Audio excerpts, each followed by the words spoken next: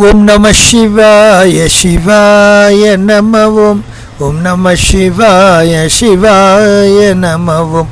சிவாய நம ஓம் ஹராய நம ஓம். சிவாய நம ஓம் ஹராய நம ஓம். ஓம் நம சிவாய சிவாய நம ஓம். ஓம் நம சிவாய சிவாய நம ஓம். சிவாய நம ஓம் ஹராய நம ஓம். சிவாய நம ஓம் ஹராய நம ஓம். ஓம் நம சிவாய சிவாய நம ஓம். ஓம் நம சிவாய சிவாய நம ஓம்.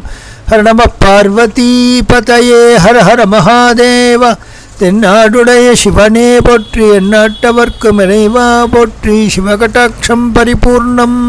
வாழ்த்தவாயும் நினைக்க மட நெஞ்சும் தாழ்த்த சென்னியும் தந்த தலைவனை வாழ்த்தவாயும் நினைக்க மட நெஞ்சும் தாழ்த்த சென்னியும் தந்த தலைவனை சூத்தமாமலர் தூவி துதியாதே வீழ்த்தவா வினையென் நெடும் காலமே.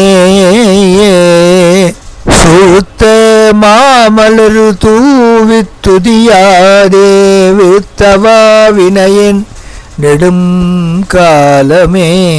ஒவ்வொரு பிறப்பும் இறைவனுடைய சங்கல்பத்தினால் ஏற்படுகின்றது. பூர்வ ஜென்ம சுகிருதம் என்கின்ற வினையால் தான் நமக்கு கிடைப்பதற்கு மிகவும் அரிதான மானுட ஜென்மம் கிடைக்கப்பட்டு, அதிலும் அவை பிராட்டி கூறியது போல் கோன் குருடு செவிடு ஊமை அது யாவென்று பிறந்ததோடு எண்ணமும் செயலும் இணையப்பெறுவதும் ஒரு பெருத்த நல் வரமே ஆகும். இது இறைவனுடைய சங்கல்பத்தினால் அல்லவோ நமக்கு கிட்டியது. அப்பேற்பட்ட வாழ்த்தவாயும் தந்த இறைவன் நினைக்க மடநெஞ்சும் தந்தான், தாழ்த்தனம் சென்னியும் தந்தான தலைவனை அப்பரமனை, அந்த புருஷார்த்த பொருளை மூலப்பொருளை சிவ தத்துவத்தை சூழ்த்த மாமலர் தூவி துதியாது வீழ்த்தவா வினையேன் நெடுங்காலமே. இவ்வளவு காலம் என் வாழ்வு எனும் பெரிய ஒரு சூழலிலே பிறந்து இறந்து பிறந்து இழந்து இறைவன் பால் நம் மனதை செலுத்தாது இருப்பதனால் அல்லவோ இந்த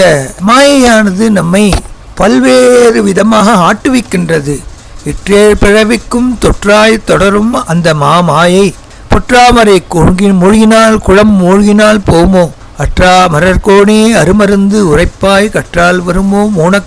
மூலக்கணல் தீ எழுமோ என்று கூறுவர். மாயையால் அந்த மாயாமோக விநாசினியான பார்வதி உபயம்மையின் அருள் இருந்தால்தான் நாம் என்னதான் தீர்த்தம் தலம் என்று சென்றிருந்தாலும் நமக்கு வார்த்தை சொல்ல ஒரு குரு வாய்க்கும் பராபரமே என்று அந்த தாய்மானவ சுவாமிகளின் கூட்டுக்கிணங்கி இறைவன் தந்த அனைத்து புலன்களும் அவன் பால் திருப்ப அந்த பயனின் பெரும் பலன் நாம் அனவரதம் இறை நாமத்தை கூறுவதும் இறை செயலில் ஈடுபடுவதும் சிவ க்ஷேத்திரங்கள் தோறும் சென்று வழிபடுவதும் சிவனடியார்களுக்கு மகேஸ்வரை பூஜை செய்வதும் இயன்ற அளவு உழவாரப் பணி செய்வதும் சிவசிந்தனை உடையோர் பெரியோர் அவர்தம் கூட்டிலே கலந்து நாமும் அவன் அருட்செல்வத்தை பெறுவோமாக என்று பிரார்த்தனையோடு துவங்குகின்றோம். அப்பர் திருவடிகளே சரணம் அநேக சரணம். புண்ணியானிமான் பரமபாகவதான் ஸ்மராமி என்கின்ற ரீதியிலே உயர்ந்ததான அப்பர் திருவாயமுதம் பாகம் 5 தாமதி யதாசக்தி உயர்ந்ததான அப்பரின் ஈடு இணையற்ற தேனினும் இனிய செஞ்சத் தொடர்களால் தாண்டகவேந்தர் திருவாயிலிருந்து முத்துமுத்தான பதிகங்கள் உயர்ந்த சிவத்த தலைப்பதிகளிலே பாடியதை நாம் கண்டு வருகின்றோம். அதன் தொடர்ச்சியாக அப்பர் பெருமான் பகுகாலம் திருப்புகலூரிலே தான் ஞானசம்பந்தமூர்த்தி, முருகன் நாயனார், சிறுத்தொண்ட நாயனார், திருநீலக்க நாயனார் இவ்வாறெல்லாம் மகான்கள் ஒன்றாக இருந்து சிவபெருமானின் திருவடி நிழல் இணை அடிகளை கொண்டாடி மகிழ்ந்த பொற்காலம். ஞானசம்பந்தமூர்த்தி நாயனார், அப்பமூர்த்தி நாயனார் இருவருமாக சில காலம் தொடர்ந்து சில சிவத்தலங்களை அவர்கள் ஒன்றாக சென்று தரிசித்து வந்த காலம்.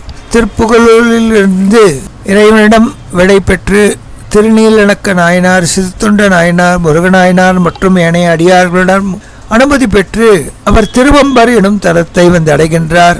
அம்பர் மாகாளத்து இறைவனை கொண்டாடி மகிழ்கின்றார்.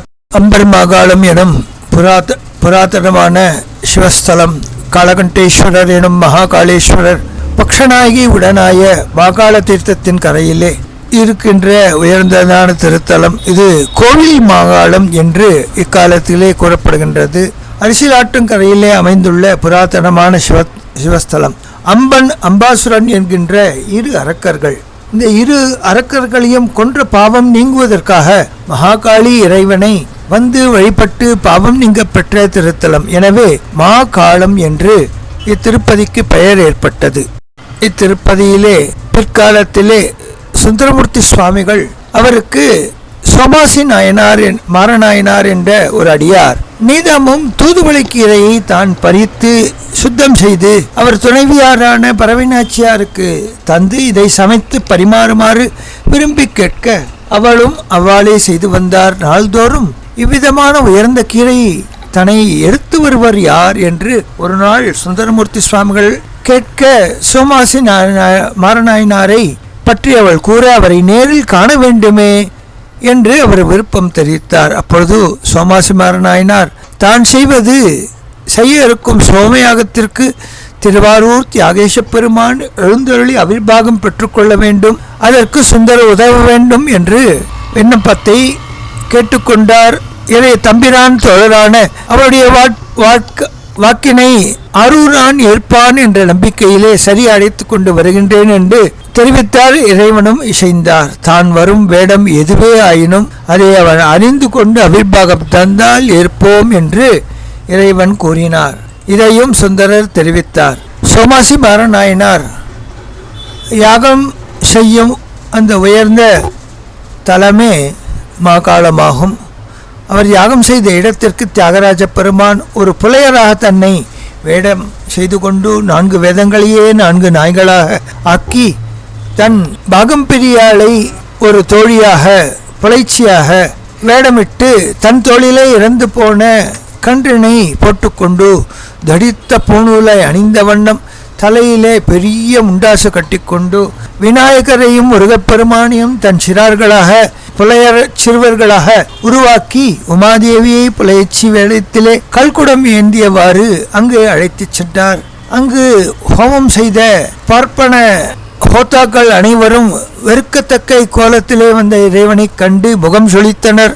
எல்லோரும் அபசாரம் நேர்ந்துவிடும் என்று எண்ணிய அஞ்சியும் செய்தனர். இக்கோலத்தை கண்டு பயந்தும் ஓடினர். ஆனால் நித்யாக்னிஹோத்ரியான சோமாசி மாரநாயனார் அவர் மனைவி அவ்விடத்திலேயே அச்சத்துடன் நிற்க தன் தந்தையார் வருவதை குறிப்பாக விநாயகர் சோமாசி மாரநாயருக்கு உணர்த்தி அவருடைய அச்சத்தை நீக்கினார். எனவே இறைவன் அந்த நீச்ச வடிவத்திலே வந்தாலும் அவரை நிலம்தாழ் விழுந்து வணங்கி வரவேற்று இறைவனுக்கும் இறைவிக்கும் உயர்ந்ததான அவிர்வாகத்தை அளித்து யாரும் பெறாத பிரத்யட்சமாக இறைவனே வந்து அவிர்வாகத்தை ஏற்ற உயர்ந்த சிவத்தலம் சோமாசி மாரநாயருக்கு இறைவன் காட்சி கொடுத்த மூர்த்தமே காட்சி கொடுத்த நாயகர் என்று இங்கு உற்சவர் போற்றப்படுகின்றார். இறைவன் யாகத்திலே நீச்ச வடிவிலே எழுந்தருளிய போது அம்பிகை தன் தலையிலே இருந்த கல்குடம் பொங்கி விழுந்த இடமே பொங்கு சாராயநல்லூர் அரி என்று பிற்காலத்திலே கொங்கராயநல்லூர் என்று அழைக்கப்பட்ட இடமாக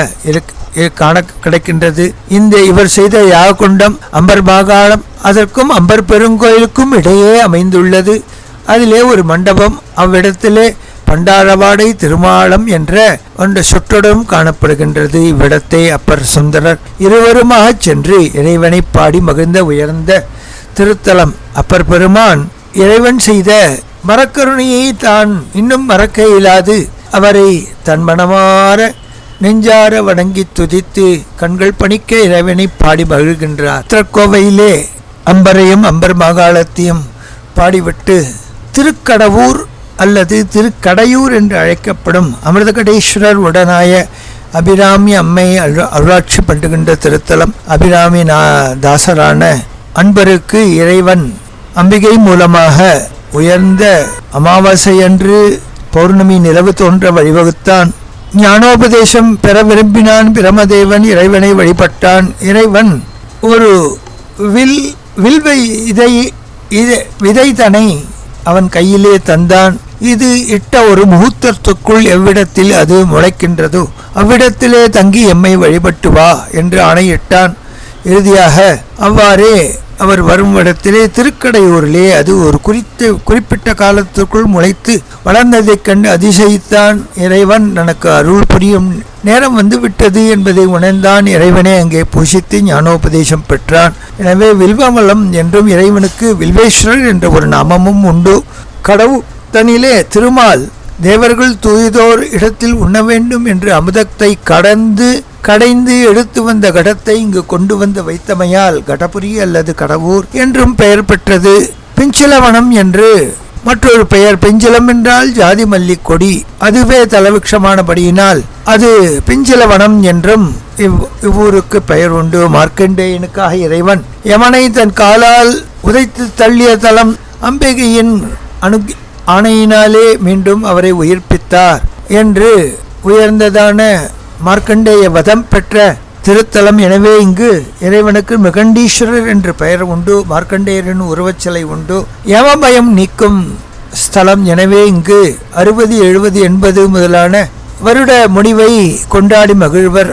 இவ்விடத்து பிள்ளையார் மிகவும் பிரசித்தம். கள்ளவாரண பிள்ளையார் அமிர்தலிங்கத்தை பூஜித்தான். பிரம்மன், விஷ்ணு, இந்திரன் முதலானவர்கள் ஞானவிரதத்தை ஞானவாவியிலே தந்தருளினோம் நீவீர் அருந்தும் என்று கூற தேவர்கள் தேடிச் சென்று திகைத்து காணாது வருந்தகையிலே இறைவன் காட்சி தந்து பிரம்மனிட்ட சித்தியை பெறுவதற்கு கணபதியை முருகனுடன் ஒரு சேர பூஜித்தால் வழி கிடைக்கும் என்று கூற, எனவே கணபதியை அனைவரும் வந்து வணங்க தேவர்கள் உள்ளத்தை அறிந்து கள்ளங்கணபதியாக இறைவன் ஓங்காரத்து உருவினை வழிபட்டனர். விநாயகரும் காட்சி தந்தால் எம்மை மறந்தால் யாம் மறைத்தோம் என்று அசரீரியாக கூறி அமுத கடத்தை தந்த இடம்.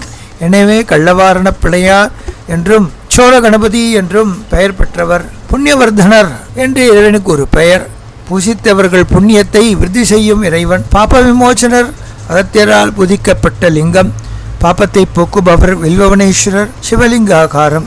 இவ்விடத்திலே வந்த அப்பர் பெருமான் இறைவனை தன் மனமாற கண்டு தன் வயம் இழந்து பக்தி மேலிட்டினால் வெகுகாலம் தங்கி உழவார திருப்பணி செய்து வாரண பிள்ளையார் உரையும் அமிர்தகடேஸ்வரனான சிவபெருமானை இங்கு தன் தொண்டினால் மகிழ்வித்து மனமாற நினைந்து பாட்டினால் பதிகத்தினால் தாண்டக வேந்தரான நம் தலைவர் பாடி மகிழ்ந்த திருத்தலத்தை அனுபவிப்போம். மலை கொள்ளானை மயக்கிய வல்வினை, மலை கொள்ளானை மயக்கிய வல்வினை, நிலை கொள்ளானை நினைப்பொரு நெஞ்சமே, நிலை கொள்ளானை நினைப்புரு நெஞ்சமே, கொலை கையானையும்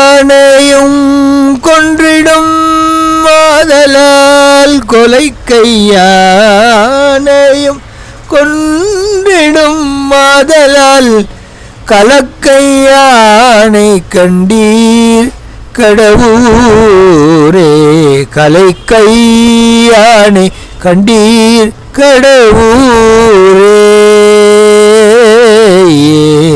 அடுத்து வந்த இலங்கையர் மன்னனை எடுத்த தோள்கள் ஈர நெறித்து, ஆணையார் கடுத்த காலனை காய்ந்ததோர், ஆணையார் கடுத்த காலனை காய்ந்ததோர், ஆணையார் கடுக்கையானை கண்டீர் கடவுரே, கடுக்கையானை கண்டீர் கடவுரே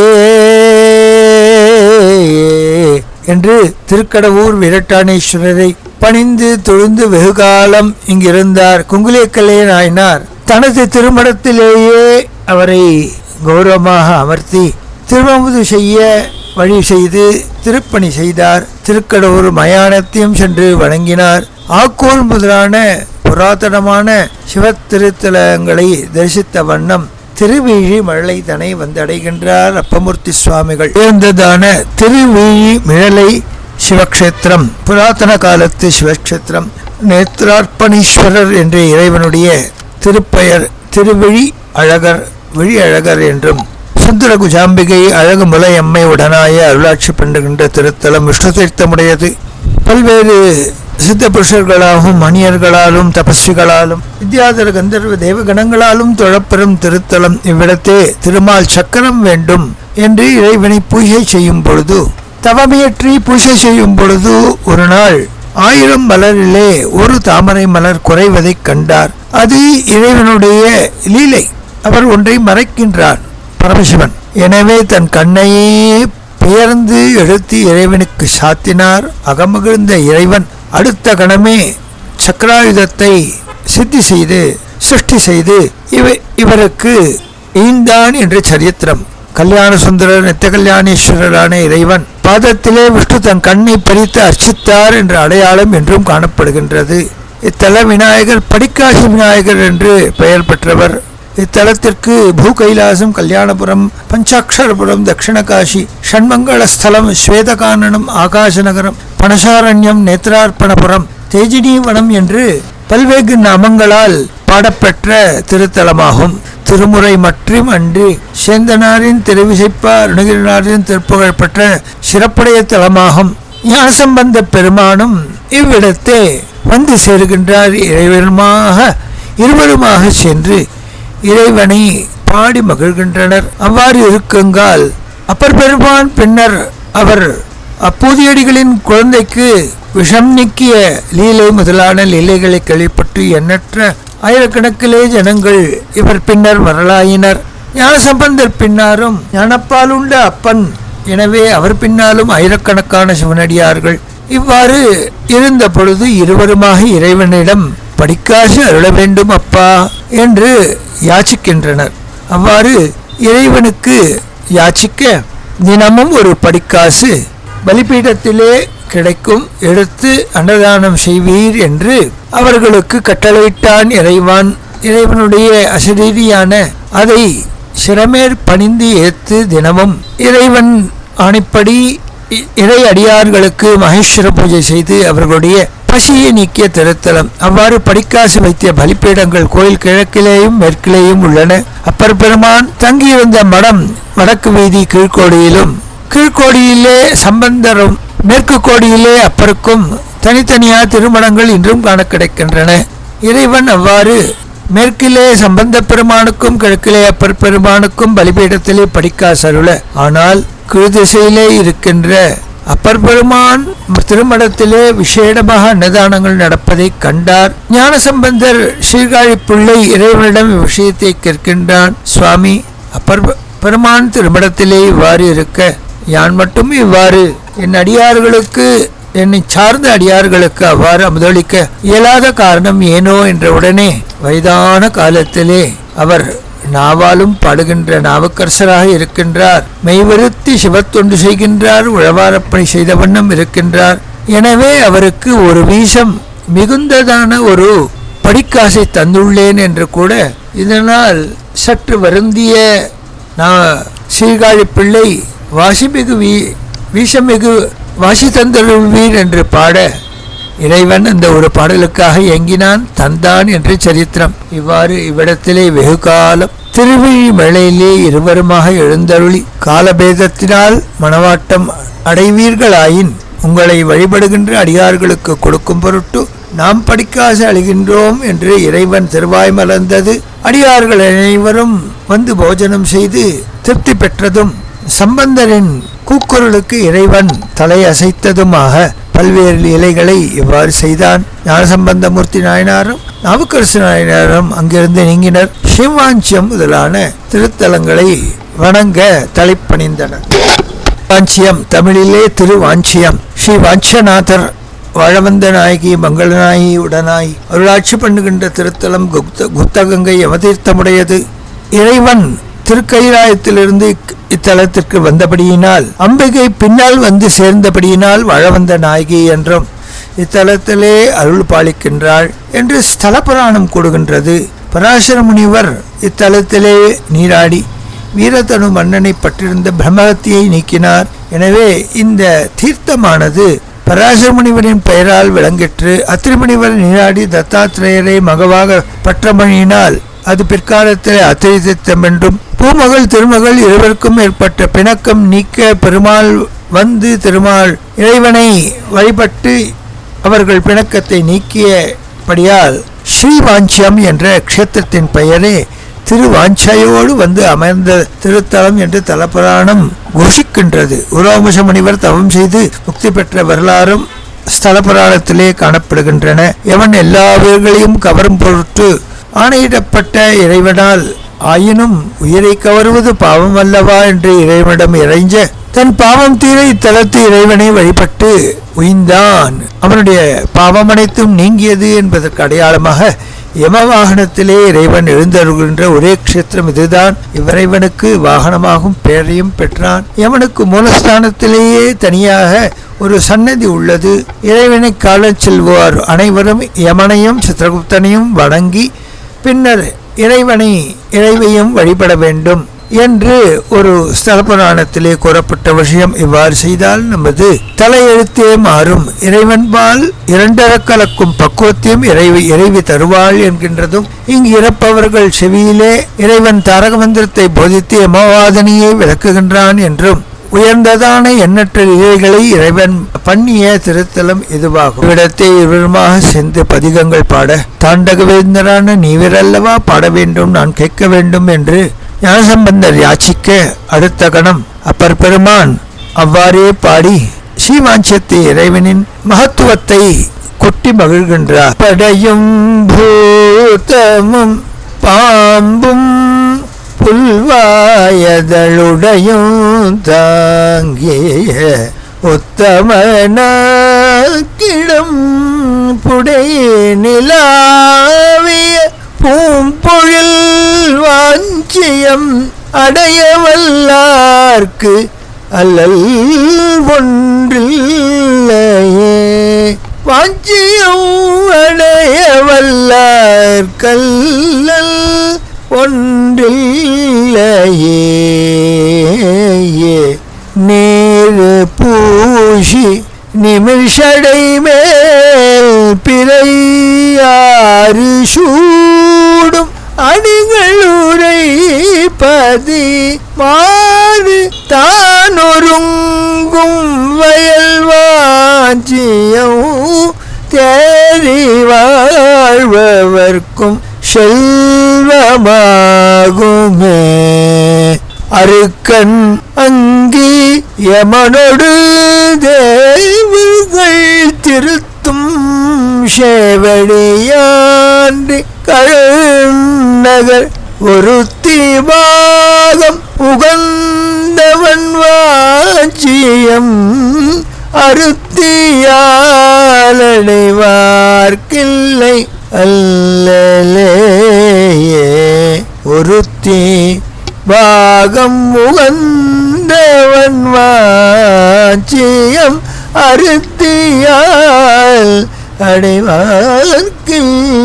அல்லலே.